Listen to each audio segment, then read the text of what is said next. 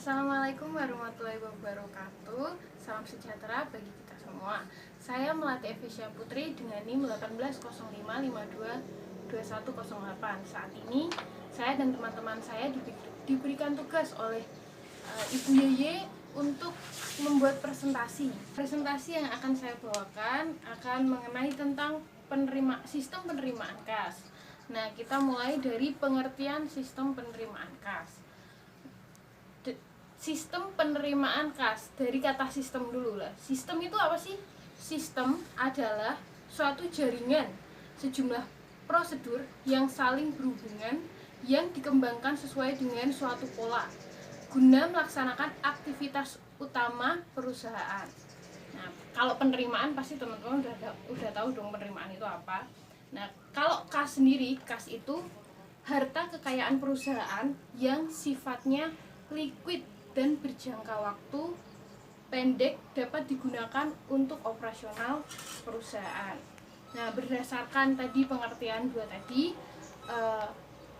dapat disimpulkan bahwa sistem akuntansi penerimaan kas adalah suatu kesatuan untuk mengumpulkan, mencatat transaksi yang dapat membantu pimpinan untuk menangani penerimaan perusahaan.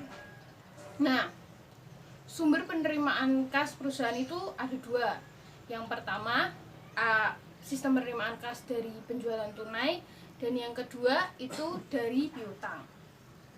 Nah, saat ini kita mau bahas yang sistem penerimaan kas dari penjualan tunai dulu.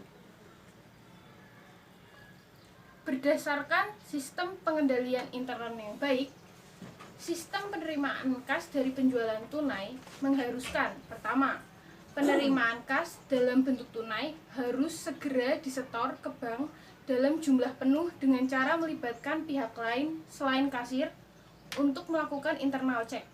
Yang kedua, penerimaan kas secara tunai dilakukan melalui transaksi secara kredit yang melibatkan bank penerbit kartu kredit dalam catatan transaksi penerimaan kas.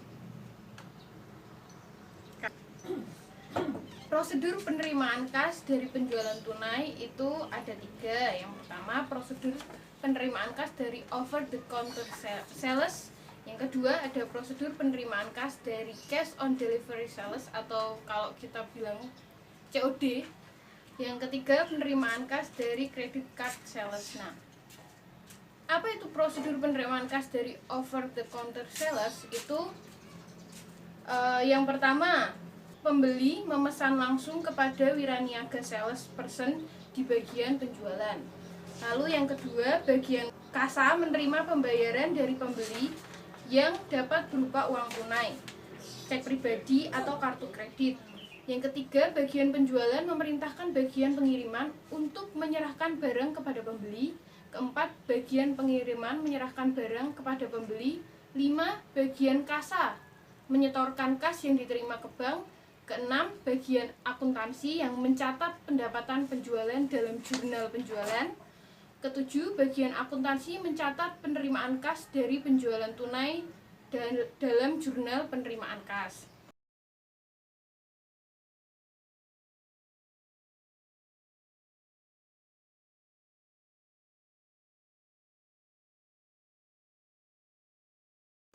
Ada fungsi yang terkait sistem penerimaan kas.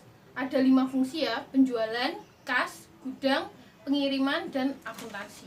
Tadi berarti ini urut ya, kan dari transaksi penjualan. Terus ada yang menerima kas. Lalu gudang, dia yang menyiapkan barang dan menyimpan barang. Terus ada fungsi pengiriman. Kalau pengiriman itu berarti habis disiapkan barangnya terus dikirim. Terus fungsi akuntansi itu setelah transaksi itu selesai semuanya akan ditulis di pencatatan penjualan. Dokumen yang digunakan itu ada faktur penjualan tunai, nanti gambarnya ada di sini. Pita register kas, credit card sales slip, bill of lading, faktur penjualan COD, bukti store bank, dan rekap harga pokok penjualan. Catatan yang biasanya digunakan itu ada jurnal penjualan, jurnal penerimaan kas, jurnal umum, kartu persediaan, sama kartu gudang. Jurnal umum ini aku bilang secara umumnya ya, untuk mencatat dan meringkas data penjualan. Kalau jurnal penerimaan kas untuk mencatat penerimaan kas dari berbagai sumber, diantaranya penjualan tunai. Kalau jurnal umum untuk mencatat harga pokok produk yang dijual. Lalu selanjutnya ada jaringan prosedur yang membentuk sistem penerimaan kas dari penjualan tunai. Adalah prosedur order penjualan, prosedur penerimaan kas, prosedur penyerahan barang, prosedur pencatatan penjualan tunai, prosedur penyetoran kas ke bank, prosedur pencatatan penerimaan kas, dan yang terakhir ada prosedur pencatatan harga pokok penjualan. Nah, selanjutnya ada unsur pengendalian intern. Ada 3 pembagian, yaitu organisasi. Itu fungsi penjualan harus terpisah dari fungsi kas. Fungsi kas harus terpisah dari fungsi akuntansi. Dan yang ketiga, transaksi penjualan tunai harus dilaksanakan oleh fungsi penjualan, fungsi kas, fungsi pengiriman, dan fungsi akuntansi. Lalu sistem otoritas dan prosedur pencatatan. Itu ada penerimaan order dari pembeli diotoritasi oleh fungsi penjualan dengan menggunakan formulir faktur penjualan tunai. Penerimaan kas diotoritasi oleh fungsi kas dengan membubuhkan cap lunas pada faktor penjualan tunai dan menempelkan pita register kas pada faktor tersebut. Ini ada 3 lagi, tapi kita lanjut aja ya biar nggak menu-menuin waktu. Terus yang ketiga ada praktek yang sehat. Itu ada faktur penjualan tunai bernomor urut tercetak dan pemakaiannya dipertanggungjawabkan oleh fungsi penjualan. Jumlah kas yang diterima dari penjualan tunai disetor seluruhnya ke bank pada hari yang sama dengan transaksi penjualan tunai atau hari kerja berikutnya. Selanjutnya tadi yang tunai, sekarang kita dari yang piutang. Nah, sistem pengendalian intern yang baik, sistem penerimaan kas dari piutang itu mengharuskan debitur melakukan pembayaran dengan cek atau dengan cara pemindah bukuan melalui rekening bank atau giro biliet. Yang kedua, kas yang diterima dalam bentuk cek dari debitur harus cepat-cepat disetor ke bank dalam jumlah penuh. Terus penerimaan kas dari piutang dapat dilakukan melalui berbagai cara. Salah 3-nya melalui penagihan perusahaan, melalui pos, dan melalui lockbox collection plan. Nah, kalau fungsi piutang, fungsi yang terkait di piutang ini ada 5 juga. Fungsi sekretariat, fungsi penagihan, fungsi kas, fungsi akuntansi, dan fungsi pemeriksaan intern. Nah, penjelasan dari fungsi-fungsi ini intinya itu kalau fungsi sekretariat itu dia menerima cek dan surat pemberitahuan.